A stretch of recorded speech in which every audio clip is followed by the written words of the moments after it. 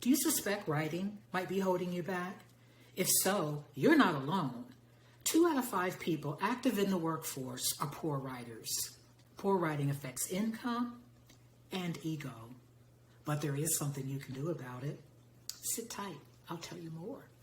You could make as much as $175,000 more on your current job.